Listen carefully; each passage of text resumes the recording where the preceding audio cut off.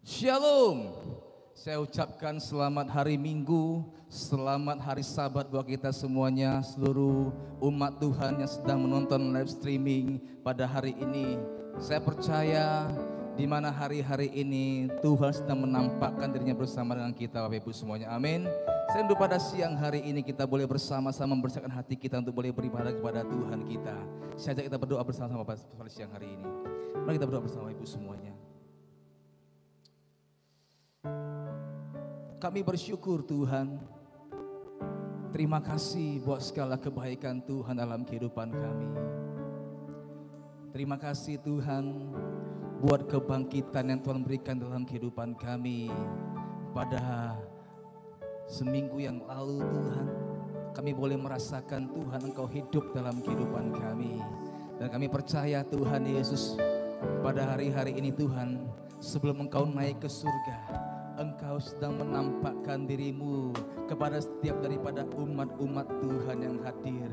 Bahkan kepada setiap umat-umat Tuhan, Engkau memberikan kepada kami Tuhan kepercayaan, keyakinan, bahkan juga penghiburan daripada Engkau ya Tuhan. Kami bersyukur Tuhan Yesus, Engkau sungguh baik dalam kehidupan kami. Kami berdoa Tuhan biarlah pada siang hari ini Tuhan Yesus, kami berdoa Tuhan, kami mengangkat tangan kami pada siang hari ini. Kami datang di hadapan Tuhan dengan segenap daripada umat-umat Tuhan yang sedang menonton daripada ibadah live streaming yang diadakan pada siang hari ini Bapa. Oh kami berdoa Tuhan di dalam nama Tuhan Yesus Kristus, Engkau akan hadir melawan setiap kehidupan kami Tuhan Yesus. Kami berdoa Tuhan, biar Tuhan kuasa-Mu, biar Tuhan Yesus lawatan-Mu, bahkan juga urapan-Mu Tuhan senantiasa melawan seluruh kehidupan kami. Dan kami percaya Tuhan pada siang hari ini Engkau akan hadir menjamah setiap kami, setiap umat-umat-Mu. Dan kami percaya Tuhan pada siang hari ini Roh Kudus sedang melawan kami, bahkan Roh Kudus sedang menjamah seluruh kehidupan kami. Dan kami berdoa pada siang hari ini ya Tuhan, datanglah kerajaan-Mu dan jadilah kehendak-Mu di tempat ini sama seperti di surga. Dan kami ingin berkata, diberkatilah Engkau Tuhan Yesus Kristus yang hidup, yang bangkit bagi kami semua 2000 tahun yang lalu. Dan kami ingin berkata, terpujilah Engkau Tuhan Yesus yang dahsyat pada siang hari ini. Karena Engkau Allah yang hidup, karena Engkau Allah telah bangkit bagi kami semua. Dan kami ingin berkata, dimuliakanlah nama-Mu Tuhan. Terima kasih Tuhan Yesus. Kami serahkan Tuhan Yesus pada siang hari ini ibadah kami ke dalam tangan kuasa-Mu. Tuhan tutup bungkus kami semua Tuhan. Bagi setiap umat-umat Tuhan yang sedang menonton ibadah live streaming kami berdoa Tuhan, Engkau yang akan memberikan kekuatan kepada mereka Tuhan, bahkan juga penghiburan kepada mereka di dalam nama Tuhan Yesus Kristus. Jadilah kehendak-Mu dalam hidup kami semua pada siang hari ini ya Tuhan. Kami percaya Tuhan pada siang hari ini Bapa dalam surga, kami yang lemah akan Engkau keluarkan, kami yang miskin Engkau perkaya, bahkan kami yang sakit akan Engkau bebaskan dan Engkau sembuhkan dalam nama Tuhan Yesus Kristus. Terima kasih Tuhan, terima kasih. Kami bersyukur Tuhan buat siang hari ini Bapa dalam surga. Demi Tuhan pada siang hari ini Bapa, kami undang Roh Kudus hadir atas setiap kehidupan kami. Dan kami ingin berkata, ditinggikanlah Engkau Tuhan. Dan kami ingin berkata, sungguh besar karya-Mu dalam kehidupan kami. Dan kami ingin bersyukur buat siang hari ini Tuhan. Kami ingin menyembah Tuhan. Kami ingin terus menyembah Engkau, membalas setiap kebaikan Tuhan dalam kehidupan kami. Terpujilah nama Tuhan pada siang hari ini. Di dalam nama Tuhan Yesus Kristus, mari kita bersiap bersama-sama, kita katakan amin.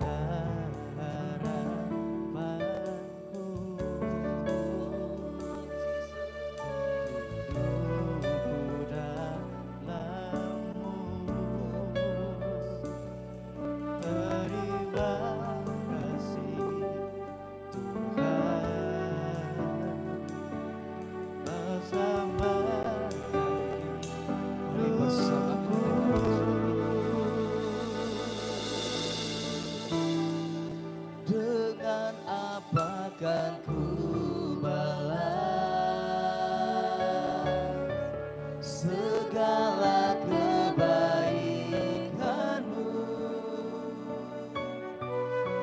Segenap hatiku menyembah-Mu Yesus. Ku bersyukur padamu. Dengan apa? Dengan apa kan ku balas segala kebaikan-Mu.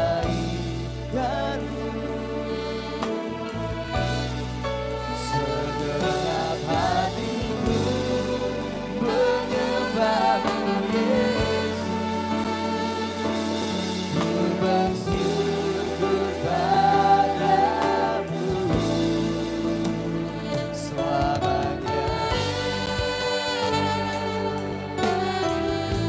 Terima kasih.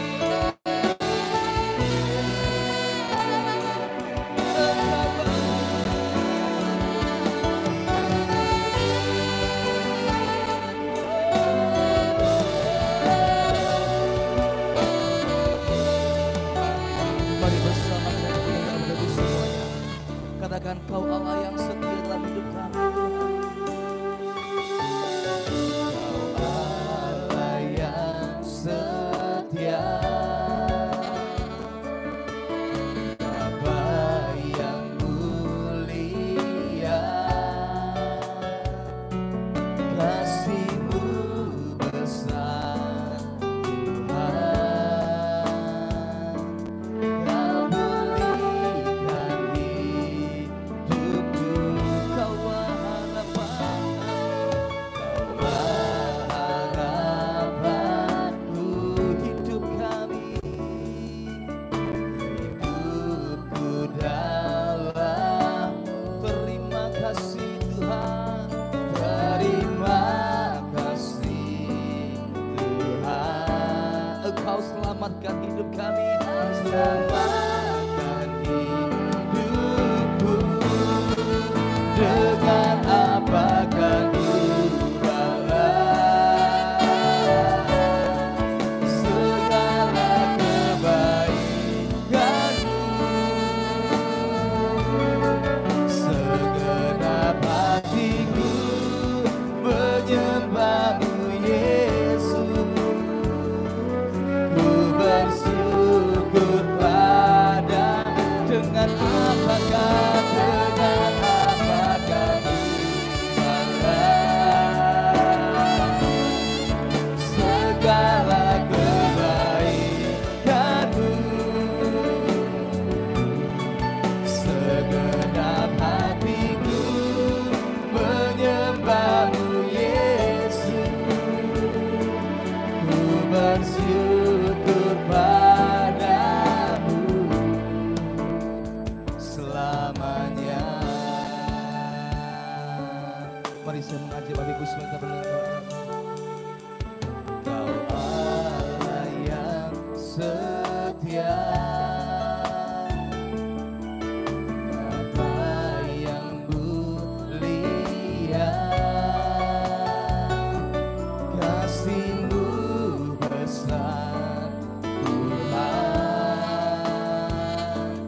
Kau pulihkan hidupku, Kaulah harapanku, hidup kami ya Tuhan.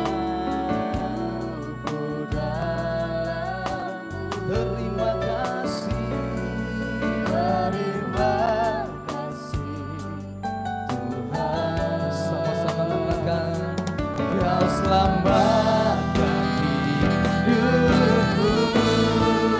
Dengan apa kan ku balas segala kebaikan-Mu.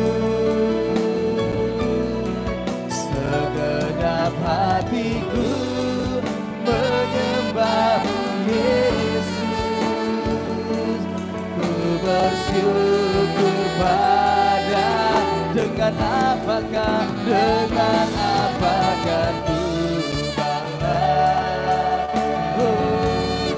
segala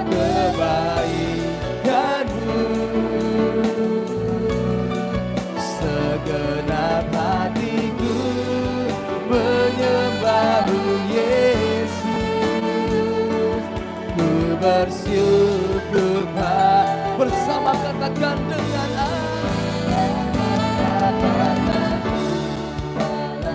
kami membalas kasih-Mu.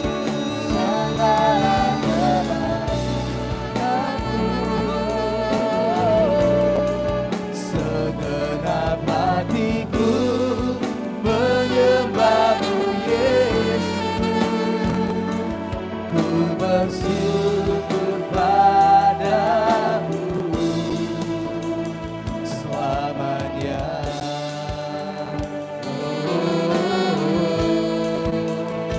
Selamanya. Selamanya.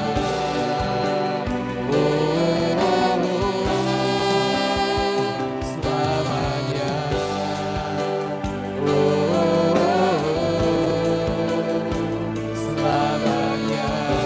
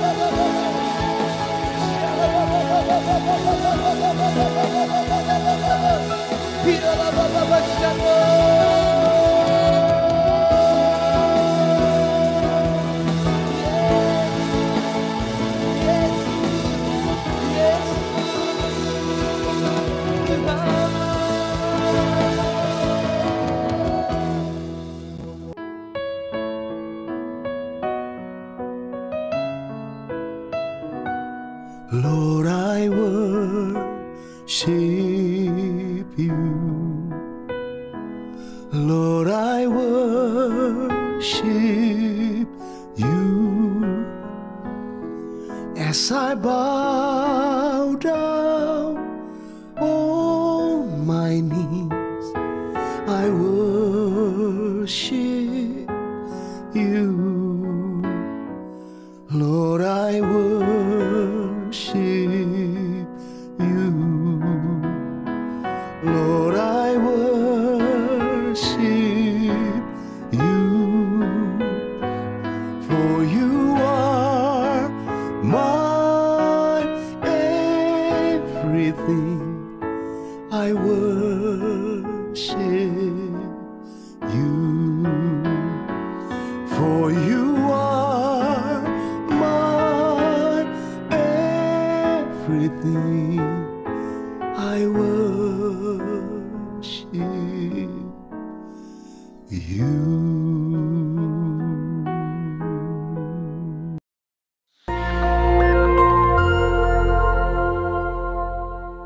Shalom. Kesempatan kali ini kita akan membahas hidup sebagai insan Pentakosta. Siapakah yang dimaksud dengan insan Pentakosta?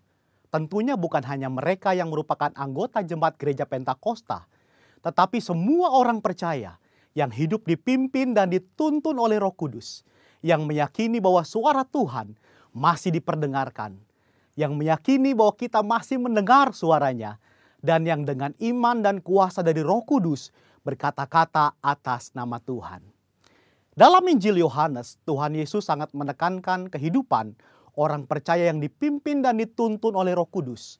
Betapa Roh Kudus menempati peran yang sentral dan penting dalam kehidupan orang percaya. Kehidupan orang percaya sudah seharusnya adalah kehidupan yang dipimpin oleh Roh Kudus, bukan sekedar hikmat, kepintaran, kehebatan, dan kebijaksanaan kita sendiri.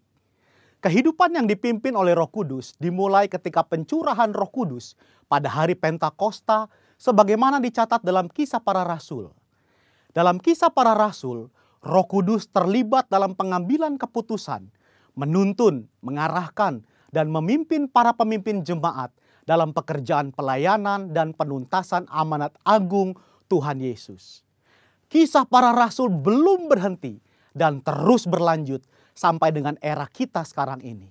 Roh Kudus belum berhenti bekerja sampai saat ini. Karunia-karunia roh belum berhenti. Itu sebabnya kehidupan yang dipimpin oleh Roh Kudus adalah kehidupan yang seharusnya dialami dan dijalani oleh setiap orang percaya di masa kini. Ciri khas hidup insan Pentakosta yang dipenuhi dengan Roh Kudus antara lain menjaga kekudusan hidup, hubungan yang intim dengan Tuhan, hidup dan melayani dalam mujizat dan kuasa Roh Kudus, menjadi saksi Yesus, memberitakan kabar baik. Mendengar suara Tuhan bukanlah tentang kemampuan manusia mendengar suaranya, tetapi tentang kehendak Tuhan yang ingin memperdengarkan suaranya kepada orang-orang percaya, sekalipun kita sedang dalam keadaan berdosa. Namun demikian adalah merupakan tanggung jawab kita untuk melatih kepekaan dalam mendengar suaranya. Dalam praktek hidup sehari-hari insan Pentakosta, memperkatakan firman Tuhan merupakan sesuatu yang lumrah, sebagaimana diajarkan dalam firman Tuhan Yosua 1 ayat 8. Misalnya dalam keadaan sakit, mereka memperkatakan dengan penuh iman 1 Petrus 2 ayat 24, oleh bilur-bilurnya kamu telah sembuh.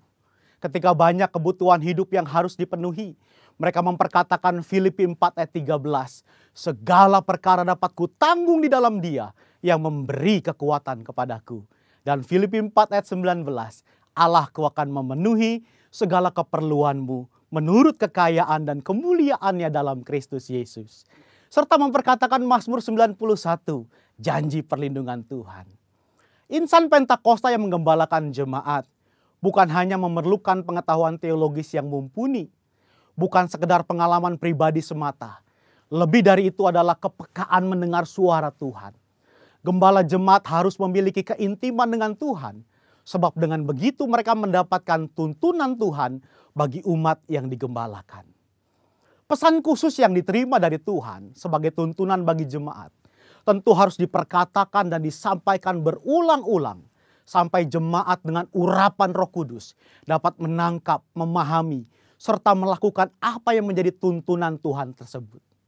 Robert Menzies dalam bukunya menyatakan, sama seperti Tuhan Yesus diurapi untuk memenuhi tugas kenabiannya, demikian juga murid-murid yang dibaptis Roh Kudus telah diurapi sebagai nabi-nabi akhir zaman untuk menyatakan firman Allah. Gereja di zaman akhir yang telah dibaptis Roh Kudus adalah komunitas para nabi. Apakah seperti nabi zaman Perjanjian Lama? Tentu tidak. Yang dimaksudkan adalah para nabi yang terpanggil untuk membawa pesan keselamatan sampai ke ujung bumi. Setelah dibaptis Roh Kudus, Petrus dan Paulus banyak mengulangi mujizat Yesus.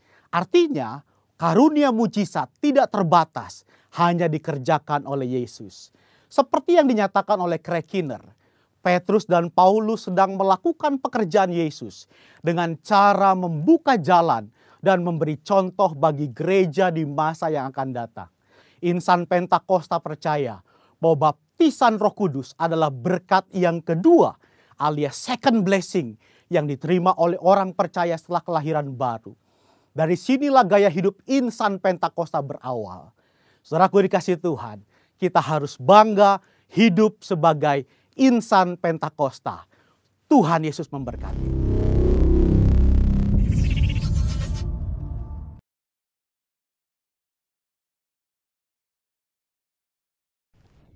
Sahabatku, saudara-saudariku, di dalam kasih Tuhan, kita akan belajar pada saat ini dengan topik pengendalian diri di tengah PSBB. Saya ulangi, pengendalian diri di tengah atau di era PSBB, yaitu pembatasan sosial berskala besar. Dan nats kita ambil dari kitab Galatia 5 ayat 22 dan 23. Terakhirnya ayat 23 dikatakan buah roh adalah pengendalian diri. Total buah roh ada 9. Kalau saya nyanyikan dalam nyanyian ini, kasih sukacita, damai sejahtera, sabar murah dan baik, serta bersifat setia, lemah lembut juga penguasaan diri. Itu buah roh dalam anak Tuhan. Jadi buah roh yang ke-9 yang terakhir adalah penguasaan atau pengendalian diri. Kita sudah melewati hampir 8 minggu, 2 bulan. Semi lockdown atau PSBB ini. Di rumah terus. Berdoa, sekolah, bekerja, dan juga ibadah dari dan di rumah. Banyak orang mulai belum stres, agak stres, setengah stres. Karena bekerja dibatasi dari rumah. Banyak orang kehilangan pekerjaan dan otomatis mempengaruhi income bulanan. Banyak orang yang menjadi cemas atas keadaan yang tidak tahu sampai kapan berakhirnya. Kalau ada lagunya kapan-kapan, nggak tahu. Dan selalu mundur. Katanya bulan ini, terus mundur lagi. Tapi ingat, badai pasti berlalu. Pandemi COVID-19 pasti selesai. Yang jadi persoalan hari ini adalah sementara PSBB masih terus diberlakukan dan diperpanjang, apakah kita mau menjadi stres? Atau kita menjadi pesimis, apatis? Atau kita mencoba untuk bangkit, menguasai diri? Bukankah ini merupakan ujian, latihan iman kita untuk menghadapi tantangan hidup di akhirnya akhir zaman, di ujungnya ujung akhir zaman, supaya kita boleh didapati, tahan uji, berkemenangan. Di kitab Wahyu, waktu surat kepada 7 jemaat, diakhiri dengan barang siapa yang menang, kita harus menang. Kita harus menguasai diri. Keadaan di atas membuat kita kadang goyah, kadang semi-semi kacau, terombang-ambing. Dalam keadaan pikiran yang kacau, kadang-kadang kita tidak dapat berpikir yang baik, berpikir yang jernih. Firman Allah mengatakan, dalam tinggal tenang terletak kekuatanmu. Untuk mencapai ketenangan diri diperlukan pengendalian diri. Tetapi kuasailah dirimu dalam segala hal. Sabarlah menderita. Lakukan pekerjaan pemberitaan Injil. Secara etimologis, kata pengendalian diri berasal dari bahasa Yunani yaitu ekrateia. Ekrateia yang artinya ketenangan. Bahasa Bataknya ketenangan, tenang. Dan pengendalian atas dorongan-dorongan yang timbul dalam hati dan pikiran demi pencapaian hidup yang better, lebih baik. Ekrateia ini adalah proses kita mampu menenangkan diri. Ada 2 orang naik pesawat yang sama. Pesawatnya goyang karena cuaca buruk. Pilot memberi pengumuman, hujan deras, dan landasan tidak tampak. Maka kita akan berputar-putar dulu sampai landasannya terlihat. Orang yang satu ketakutan. Mulai panik, parno, bahkan mulai baca ayat ini, ayat itu. Yang satunya tenang. Kejadiannya sama, cuacanya sama, kondisinya sama, tapi responnya beda. Akhirnya pesawat landing dan baik-baik aja. Untuk apa yang satunya ini harus kacau, harus panik, padahal toh ujungnya tenang. Kalau kau bisa menenangkan dirimu, mulai dengan menenangkan pikiranmu. Akhirnya kau menenangkan jiwamu dan menenangkan hidupmu. Waktu murid-murid tidak tenang, Yesus masuk ke dalam rumah di dalam Yohanes 20 ayat 26. Sementara pada hari ke-8 setelah kebangkitan Yesus, Murid-murid sedang ketakutan, panik. Rumahnya dikunci. Ada Thomas di situ. Dan Yesus masuk dan berkata, damai sejahtera bagi kamu. Shalom. Kalau terima damai sejahtera, kita akan tenang. Ia yang bisa mengalahkan orang lain adalah orang yang kuat. Akan tetapi terlebih hebat adalah ia yang berhasil mengalahkan diri sendiri. Ini sebuah moto dari Lao Tzu. Lao Tzu berkata, ia yang mengalahkan orang lain adalah orang kuat. Akan tetapi terlebih hebat adalah orang yang berhasil mengalahkan diri sendiri. Di peribahasa lain, kata lain adalah orang menguasai kota hebat, menguasai diri sendiri pahlawan. Manusia punya kemampuan untuk mengendalikan diri. Kalau mobil itu ada rem. Bayangkan, kalau mobil nggak ada rem, semua masuk jurang, semua tabrakan. Pasti standar untuk mobil bisa berjalan ada rem. Setiap manusia sebenarnya diciptakan otomatis punya rem. Kemampuan untuk mengendalikan diri. Kapan berhenti, kapan jalan, kapan pelan-pelan, kapan cepat. Setiap guru, motivator, atau penulis mengenal pengembangan karakter atau keberhasilan kehidupan pribadi, menekankan pengendalian diri sebagai salah satu unsur esensial dalam mencapai keberhasilan hidup. Kalau tidak menguasai diri, repot semuanya. Kenapa ada orang memaksakan kehendaknya? Merugikan orang lain, memaksakan diri. Sabar. Sabar antri. Sabar untuk bergantian. Tidak iri hati. Untuk menikmati suasana di rumah selama PSBB.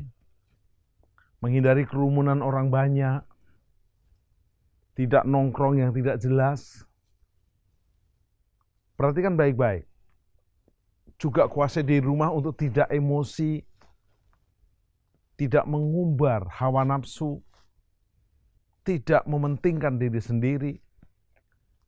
Jauh dari semua hal di atas, firman Allah terlebih dahulu mengajari kita untuk mengendalikan diri. Punya tali kekang atas karakter kuda dalam hidup kita. Stop. Pertama kita belajar tentang kedisiplinan. Adalah salah satu bentuk pengendalian atau pengelolaan diri. Disiplin. Yaitu kemauan untuk melakukan apa yang perlu dilakukan pada waktunya, sekalipun merasa enggan untuk melakukannya. Contohnya, saya juga sedang belajar untuk disiplin. Misalnya, tidur lebih awal. Ternyata kalau saya tidur lebih awal, misalnya tidur jam 9 atau jam 10 malam, saya bisa bangun lebih dini hari. Jam 5 pagi, setengah 5 bangun, dan saya bisa berdoa. Dan itu memang nggak mudah. Tapi selama PSBB ini saya belajar dan bisa. Dan tanpa saya mendisiplinkan diri, otomatis tubuh saya menyesuaikan. Ada yang mengatakan disiplin itu adalah kebiasaan baik yang dipaksakan, lama-lama karena dipaksakan menjadi biasa. Allah bisa karena biasa. Contoh, kita disiplin sikat gigi, bangun tidur dan mau tidur, minimal. Kita disiplin mandi. Kita disiplin makan yang benar, tidur yang benar, bergaul yang benar. Disiplin ini proses seumur hidup dan terus-menerus, tidak pernah berhenti. Waktu saya dulu bujangan, disiplin sebagai bujangan. Jaga kekudusan sebagai bujangan. Setelah menikah, menjaga sebagai suami, sebagai ayah, sebagai hamba Tuhan. Kita akan coba belajar tentang penguasaan diri dalam bentuk disiplin. Nomor 1. Disiplin adalah tidak melakukan sesuatu meskipun kita dapat melakukannya. tidak melakukan sesuatu walaupun dapat. Disiplin. Misalnya, kita bisa mencoba untuk tidak tertib, untuk melanggar peraturan, bisa melakukannya, tapi kita pilih tidak. Atau ke diri kita sendiri, karena saya mengasihi tubuh saya bisa merokok, tapi saya tidak mau merokok. Saya bisa minum, misalnya minum beralkohol, saya nggak minum. Kalau dugem janganlah ya, jauh. Dan memang saya tidak ada tempat dugem lagi. Dan saya bukan levelnya itu. Tapi ingat, Anda dan saya walaupun bisa, stop, tidak. 2, disiplin berarti bersedia mengorbankan apa yang diinginkan sekarang demi mencapai yang dituju esok hari. Misalnya disiplin untuk minum air putih yang banyak dan cukup. Sehingga ginjalnya sehat. Ada beberapa orang nggak boleh minum air yang banyak lagi atau cukup karena ginjalnya bermasalah. Jadi minum yang cukup. Makan yang benar.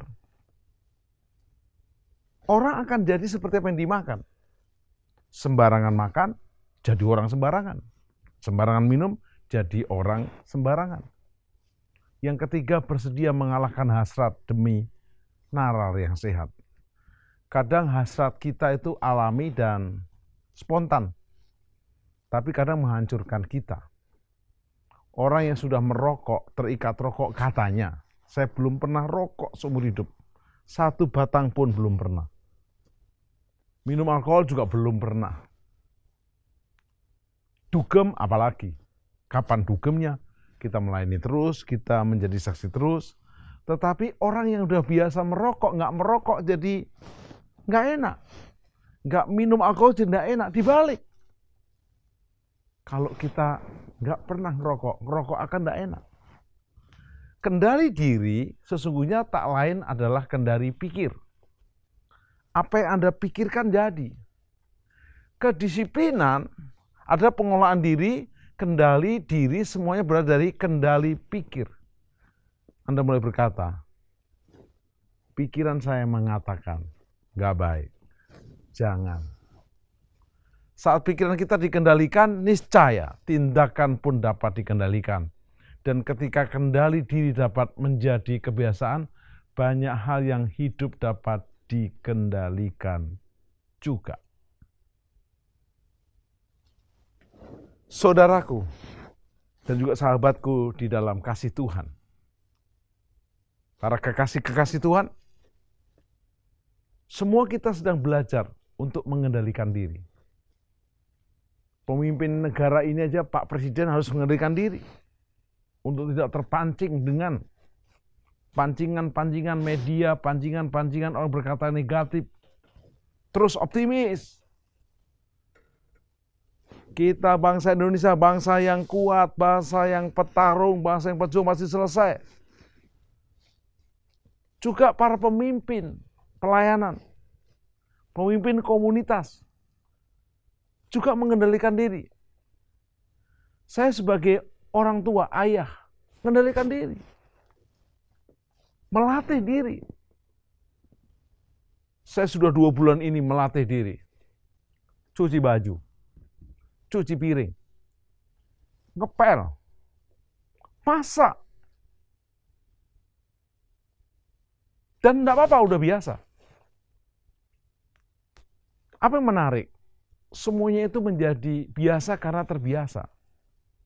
Dan saya menikmatinya. Sampai nyuci saya dengerin khotbah.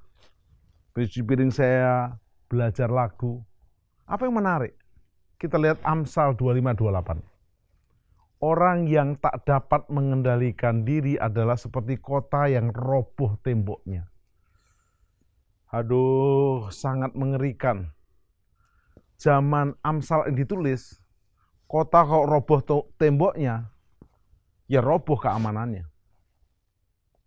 Tembok adalah lambang kekuatan sebuah kota. Temboknya roboh, kekuatannya nggak ada. Musuh bisa menyerang kapan aja, maling bisa mencuri apa aja, sehingga bisa dijarah, bisa dikalahkan, dan selesai.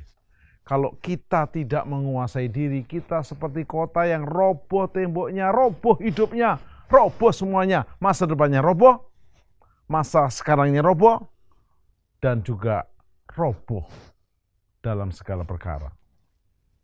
Tembok berbicara adalah sebuah benteng pelindung. Jika tembok runtuh, maka kita akan menghadapi serangan-serangan musuh, kecemasan, bahkan keadaan kita yang terancam atas keselamatan kita. Pastikan tembok kita kuat, tembok kita kokoh dengan kita mengendalikan diri. Saya sering kalau mau melayani pemberkatan nikah, saya tanya sama calon mempelai pria, ini konseling terakhir. Nama konselingnya adalah BPN, Bimbingan Pranikah. Nanti setelah menikah juga BPN, Bimbingan Pasca Nikah. Biasanya disebut BP2N, Bimbingan Pra dan Pasca Nikah. Tapi buat sebagian orang BPN itu begini, belum pasti nikah. Ditanya, kenapa kamu menikahi wanita ini? Disuruh mami. Waduh gawat, menikahnya disuruh mami supaya dapat warisan. Waduh, udah pulang-pulang enggak jadi. Saya belum pernah ketemu yang jenis ini, tapi saya sering bertanya begini. Mempelai pria, apakah mempelai wanitamu cantik? Pas saya wawancara ini, namanya kode etik, namanya rahasia, kodenya rahasia. Dia berkata gini, saya fotografer Pak Tim. Ini calon istri saya cantik, tapi jujur, karena saya sering foto-foto Miss Indonesia dan Miss-Miss yang lain, ya cantikan Miss Indonesia itu. Terus saya bilang begini, ya sudah, kalau gitu kamu belum siap menikah, pulang aja. Duh, kok pulang Pak? Ini kan konseling terakhir. Selama kamu belum bisa mengakui calon istrimu paling cantik di antara wanita yang ada di muka bumi ini, buat apa kau nikahi dia? Oh, maksud Bapak gitu? Iya, oke. Oke Pak, saya minta maaf dan calon istri saya ini paling cantik di antara semua wanita. Good job. Akhirnya saya bertanya kepada calon mempelai wanita, apakah calon suamimu ini paling cakep dan ganteng? Dia jawab begini, enggak Pak, masa masih ada yang lebih lain ganteng? Loh, enggak bisa juga, batal pernikahannya. Loh, kok maksud Bapak? Sama. Dan mereka akhirnya sadar dan mengakui. Jadi Bapak Ibu Saudara, kalau mau siap menikah, harus berani memutuskan mengendalikan diri. Semua boleh cantik, tidak secantik istri saya. Semua itu ada memang yang cantik, itu hanya boneka kayu dari India, hanya istriku, hanya suamiku. Nah ini mengendalikan diri. Kita baca ayat yang kedua. Galatia 5, 22 dan 23. Tetapi buah roh ialah kasih, sukacita, damai sejahtera, kesabaran, kemurahan, kebaikan, kesetiaan, kelemah lembutan, penguasaan diri. Tidak ada hukum yang menentang hal ini. Pengendalian diri adalah buah roh. Ada 9 buah roh. Kasih, sukacita, damai sejahtera, sabar, murah, dan baik serta bersifat setia, lemah lembut juga penguasaan diri. Itu buah roh dalam anak Tuhan. Waktu Anda merasa hidupmu dipimpin roh, dan kau tidak berbuah roh pengendalian diri, selesai sudah. Yesus bukan mencari daun yang rindang, daun yang sejuk, tapi buah. Bahkan pohon yang tidak berbuah, ada pohon ara tidak berbuah, ditebang. Jadilah kau ranting yang nempel sama pokok yaitu Yesus, supaya kau berbuah. Berbuah pengendalian diri. Jangan tanya, bagaimana pengendalian diri Tuhan Yesus? Yesus diludahi, nggak balas. Yesus dicemeti 39 kali, nggak ngumpat. Yesus disalibkan, dipaku, ditombak, Di kayu salib dia berkata, Bapa, ampunilah mereka, karena mereka tidak tahu apa yang mereka lakukan. Hari-hari ini, jadilah ranting yang nempel sama pokok. Belajar dalam pengendalian diri seperti Yesus. Yesus berkata, sudah selesai.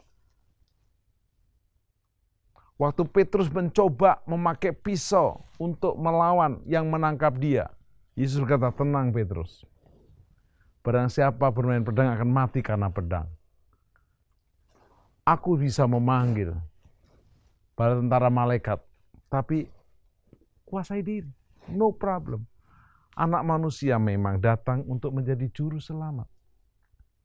Untuk menerima keselamatan yang kekal di dalam bertobatan dan percaya Yesus. Yang ketiga, 2 Petrus 1 ayat 5 dan 6. Justru karena itu kamu harus dengan sungguh-sungguh berusaha untuk menambahkan kepada imanmu kebajikan. Saya ulangi, iman kepada kebajikan. Dan kepada kebajikan pengetahuan. Dan kepada pengetahuan penguasaan diri. Kembali penguasaan diri. Kepada penguasaan diri ketekunan. Dan kepada ketekunan kesalehan. Kita tidak akan bisa tekun dan saleh kalau tanpa penguasaan diri. Kita memang manusia yang tidak sempurna. Tapi Tuhan tidak mungkin menciptakan kita, memberi perintah kepada kita tanpa sebuah kemampuan untuk mengendalikan diri. Seperti mobil pasti ada remnya, nggak hanya punya gas. Kalau mobil gas terus, selesai sudah, ada remnya. Kita diberi alarm, rem, dan gunakan itu dengan baik. Jangan dengan kekuatanmu sendiri, minta kekuatan Tuhan. Sementara PSBB terjadi, yuk kuasai diri. Jadi tenang. Kuasai diri, oke. Anda tetap bisa menikmati. Ingat waktu Nuh mengalami PSBB, semi lockdown, di zamannya di Kejadian pasal 6 dan seterusnya. Nuh waktu masuk dalam bahteranya, rumah bahteranya, kapal bahteranya, itu hujannya aja 40 hari 40 malam, hujannya aja. Disertai badai, petir, wow. Dan Nuh di dalam perahu totalnya adalah 12 bulan. Setahun. Ingat, pada zaman Nuh tidak ada wifi, tidak ada kulkas, tidak ada shopping melalui online. Tetapi Nuh menguasai diri. Nggak ada ayat terus, maka Nuh mengomel. Kenapa lama banget? Kapan selesainya PSBB ini? Kenapa diperpanjang? Tetapi Nuh tekun dan saleh. Wow. Yang keempat, Amsal 16 ayat 32. Orang yang sabar melebihi seorang pahlawan. Orang yang menguasai dirinya melebihi seorang yang merebut kota. Waduh, ayat ini powerful banget. Saya ulangi pelan-pelan. Orang yang sabar. Karena itu banyak orang Indonesia diberi nama sabar. Sabarmin, sabarmen. Atau yang namanya sabar abadi. Karena orang yang sabar melebihi seorang pahlawan. Jadi kalau kau mau jadi pahlawan, jadilah sabar.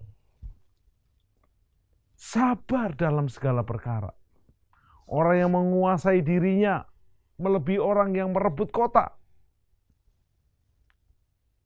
Saya pernah ketemu, dulu banget, namanya rahasia, di kota rahasia, kode etiknya rahasia. Dia sebenarnya bukan jemaat yang kami layani, tapi dari luar kota. Tapi kebetulan keluarganya kenal saya, seorang polisi. Dia membawa adiknya yang sedang, mohon maaf, MBA, married by accident, hamil duluan. Bukan 2 atau 3 bulan yang belum kelihatan, sudah besar. Saya tanya, kenapa datangnya telat? Bingung Pak Pendeta. Serba enggak tahu. Oke. Saya diajari di sekolah Alkitab, kita hamba Tuhan harus tetap melayani, tapi tentu ada standarnya. Oke. Pertama harus bertobat. Dan kedua, bukan seperti umumnya pemberkatan yang standar, tetapi ada catatan-catatan. Dan saya tanya sama calon mempelai pria, kenapa hamil? Aduh Pak, saya kan kucing dikasih ikan ya saya makan. Loh, kalau kucingnya cerdas, ya ikannya harus sah dulu. Ada SIM, surat izin mengemudi, surat izin menikah. Ya udah, bertobat dua-duanya, ngaku di depan keluarga, dilayani.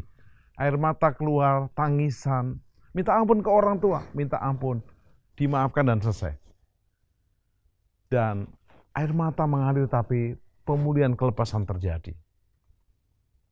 Sebagai penutup di topik ini, kita akan coba untuk merenungkan diri, termasuk saya. Meski sama-sama dalam PSBB dan tekanan global akibat pandemi ini sangat luas di seluruh dunia, kita memiliki spirit yang berbeda karena kita memiliki Kristus Yesus Tuhan, teladan kita. Justru ketika kita dapat mengendalikan diri kita, dapat melihat peluang-peluang di tengah tekanan. Kita melihat pengharapan meski dunia sedang suram. Apa yang dulu kita tidak tahu, sekarang kita menjadi tahu. Misalnya, hari-hari ini banyak orang kreatif untuk memasarkan dagangannya. Bisa tetap meeting dengan Zoom, dengan Google Meet, dan sejenisnya. Menggunakan aplikasi sosmed dengan baik dan positif. Ingatlah, tetap kreatif, produktif, beribadah dari rumah dengan penguasaan diri yang penuh supaya kau dan seisi rumahmu tetap sehat, selamat, dan sejahtera. Mari kita berdoa, sempurnakan firman-Mu supaya kami dan seisi rumah kami terus bertobat, terus diperbaharui, menguasai diri, dan lewat PSBB ini kami tetap belajar dalam ujian mengendalikan diri dalam segala hal, supaya kami bisa berdoa dan masuk rencana Tuhan Yesus yang sempurna. Amin.